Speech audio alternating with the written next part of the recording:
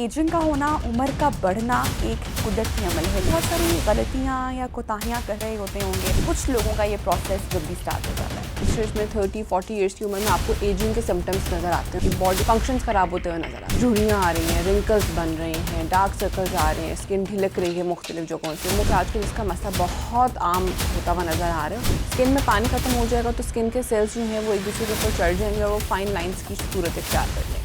Body के लिए कितना नुकसानदेह है, हमें ऑब्वियसली डिहाइड्रेट भी रखेगा। वेट लॉस पेशेंट्स बेतहाशा इस्तेमाल करते हैं क्योंकि उनको बहुत रोका भी गया है कि इतने ज़्यादा इस्तेमाल मत करें।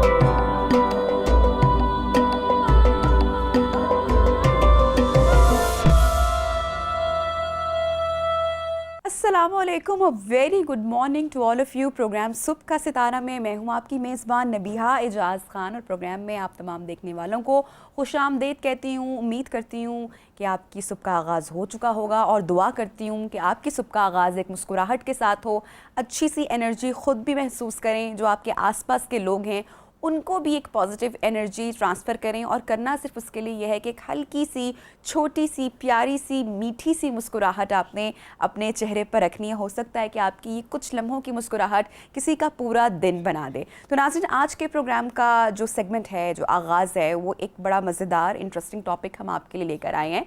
और हम बात करेंगे आज के सेगमेंट में एजिंग के हवाले से, यानी कि बढ़ती हुई उम्र के हवाले से। ये एक ऐसा कुदरती अमल है जिससे हर इंसान को, हर जानदार को गुजरना है। जो चीज़ जान में है, जो चीज़ पैदा हुई है, उसको मुरझाना है और अपने इख्तिताम तक पहुंचना है।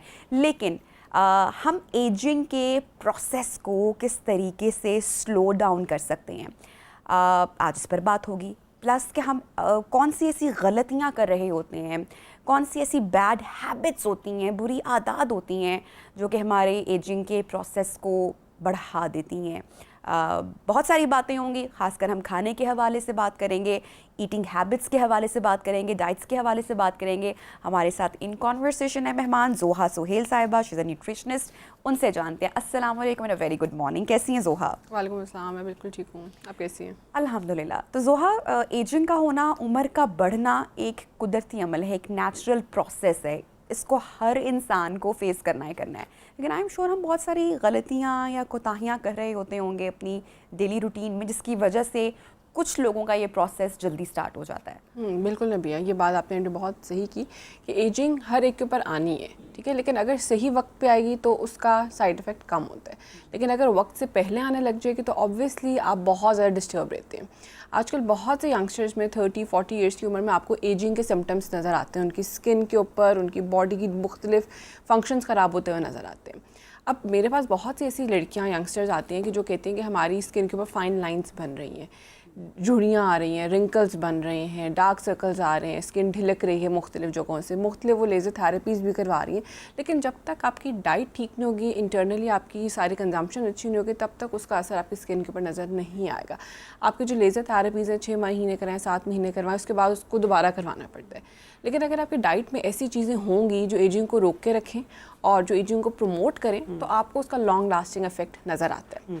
अच्छा, अब मैं यहाँ पर सबसे पहले अगर स्किन की एजिंग के बारे में बात करूँ, क्योंकि आजकल इसका मसला बहुत आम होता हुआ नज़र आ रहा है, उसमें इंपॉर्टेंट ये है कि आपने अपनी बॉडी में पानी का स्टेटस मेंटेन रखना है।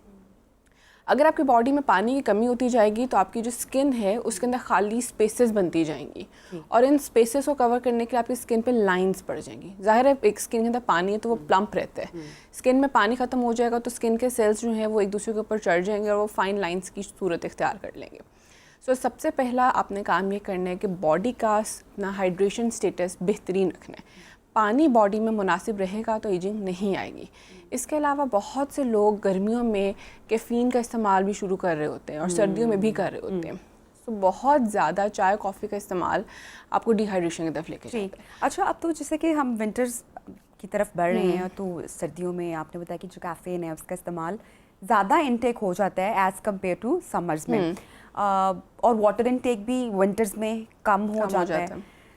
तो ये हमारी स्किन के लिए, बॉडी के लिए कितना नुकसानदेह है? हमें ऑब्वियसली डिहाइड्रेट भी रखेगा। बिल्कुल, जैसे मैंने बताया कि आपको हाइड्रेशन अगर ठीक होगी तो आपकी स्किन ठीक रहेगी। अगर आप डिहाइड्रेट हो जाएंगे तो आपकी स्किन के अंदर पानी निकल जाएगा और फाइन लाइंस और एजिंग का मसला आएगा।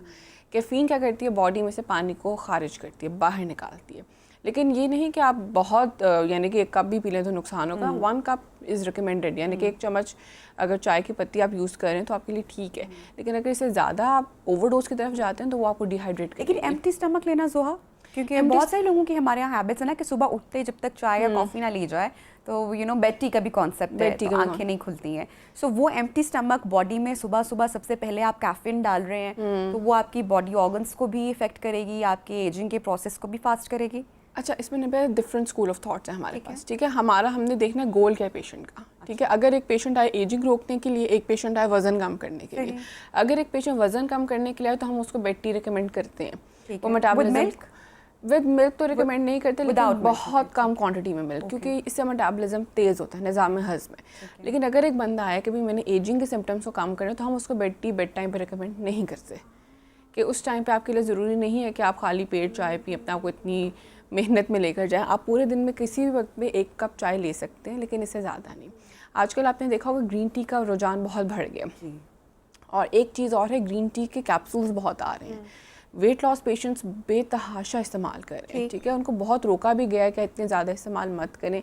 1 कप ग्रीन टी एक दिन में इनफ है। अच्छा, जब हम टीज़ का या चाय का या कहवों का जिक्र कर रहे हैं तो आजकल एक चीज़ बहुत ट्रेंड में कर रही है, दैट इज़ मोरिंगा टी, या उसका जो कहवा है आप वो ले सकते हैं। और उसके वैसे भी हमने सुना है हर्बल में के बहुत सारे फ़ायदे हैं, बेनिफिट्स है, वेट लॉस के लिए बहुत अच्छा है। सो मैं चाहूँगी कि इस हवाले से भी आप बात करें कि किन लोगों के लिए रिकमेंडेड है या कौन लोग यूज़ कर सकते हैं, और एजिंग के हवाले से खासकर जब हम बढ़ती उम्र की बात करते हैं तो इसका क्या किरदार है मोरिंगा टी का? अच्छा, इसमें इस तरह से नबिया, मोरिंगा जो है वो बहुत सारी बीमारियों के केस काम कर रही है।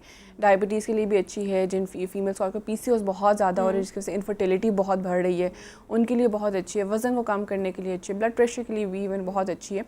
सो मोरिंगा एक बहुत अच्छा सप्लीमेंट है। इसके अंदर पॉलीफिनोल्स हैं, फाइटोकेमिकल्स हैं, जो ऐसी चीज़ें जो ऑब्वियसली स्किन को टाइट अप करके रखती हैं। स्किन के अंदर पानी को भी हाइड्रेट करवाती हैं, यानी कि बॉडी के सेल्स में पानी को स्टोर करवाने में रोल प्ले करती हैं नॉर्मल क्वांटिटी में। तो ये आपकी एजिंग को भी रोकता है और साथ ही साथ आपको किसी भी नेगेटिव इम्पैक्ट की तरफ जाने भी नहीं देता। लेकिन अगेन मैं एक बात करूँगी कि कंट्रोल अमाउंट की कंजम्पशन, ओवरडोज करना या ओवर कंजम्पशन करना आपके लिए नुकसान है। अच्छा, अगेन फिर उसी बात पे, उसी पॉइंट पे कि किस चीज़ का किस वक्त किस तरीके से इस्तेमाल करना, ये बहुत डिपेंड करता है। इस बात पे ज़रूरी है इस पे बात करना, क्योंकि अगर पानी का भी हम ज़्यादा इस्तेमाल कर लेंगे या कम इस्तेमाल करेंगे तो वो दोनों सेहत के लिए नुकसानदेह है। मॉडरेशन में इस्तेमाल होना चाहिए।